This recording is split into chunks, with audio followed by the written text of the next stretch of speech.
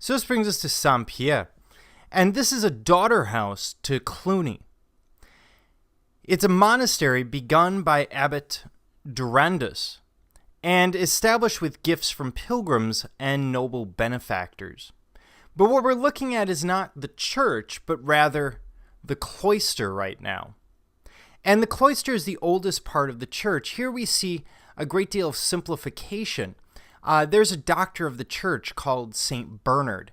And Saint Bernard not only invents a dog that runs around in the snow with barrels of whiskey around its neck, but pushes for reform amongst the monasteries, that they must simplify. And we see that a little bit here in the cloister. It is a fairly simple structure.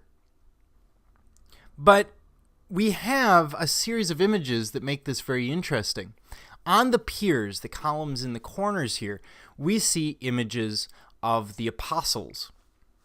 Nothing unusual there. But then one of them depicts the abbot himself amongst these apostles. Not only that, but he's in a Christ-like form. We see the sign of benediction. We see in his hand a staff, a symbol of authority. We see a halo around his head, and he's wearing liturgical garments, the clothes that a priest would wear for Mass at the time.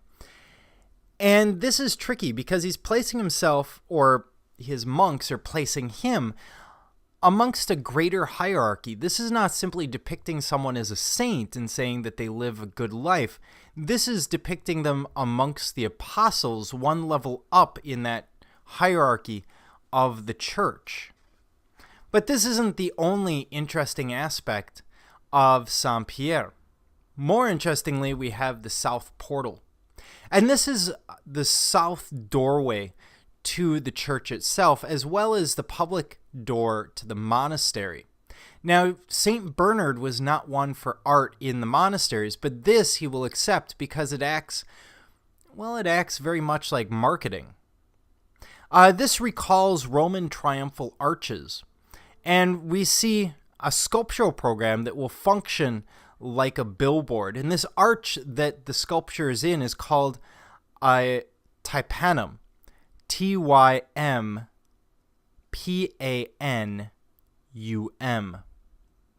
In the center, we see Christ in Majesty, standing there with the Bible and with the sign of benediction. Around him, we have the symbols of the four evangelists, an eagle, an ox, a lion, and a human. But then we go beyond that, and we see two angels flanking the figures, these five figures in the center on either side, one over here and one over here. Now, I said this is the Last Judgment, but really this is sort of a different version of the Last Judgment than we're commonly used to. In this case, we see the 24 elders, or representation of the 24 elders of the apocalypse. So this idea of the Last Judgment coming, but it isn't here yet. Now we see a hierarchy of scale. We see this monumental form of Jesus in the center. He's calm. He's frontal. He's static. And everyone is gazing up at him. Now the message you're supposed to get as the viewer, and what St. Bernard would have hoped you would get out of this, would be that you want to enter the monastery to save your soul. In other words, you either want to come into the church as sort of an average person who's going to Mass and thereby save your soul, or, more importantly, if you've lived a difficult life, you want to join the monastery as a monk to save your eternal soul. So it acts like marketing, ultimately. It's sort of a billboard. Then we have the lions, an Old Testament prophet. And this is the trumeau. This is the central column of the doorway of the south portal that we just looked at. So that image of Jesus is directly above.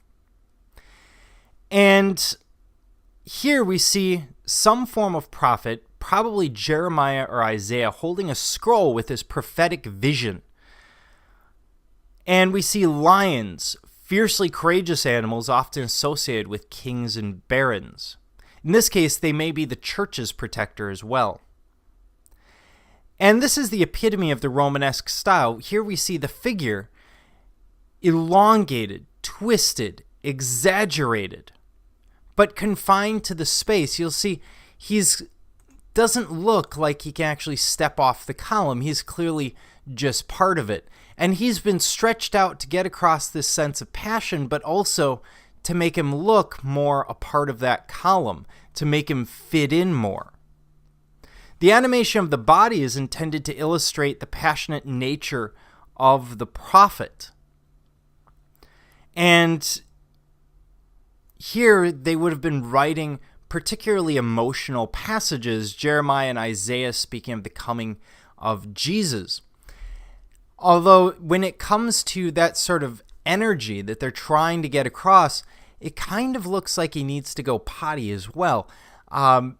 But even then, using that same symbolism, it's symbolism that everyone could potentially relate to, that cross-legged, sort of uncomfortable, but yet very energetic image.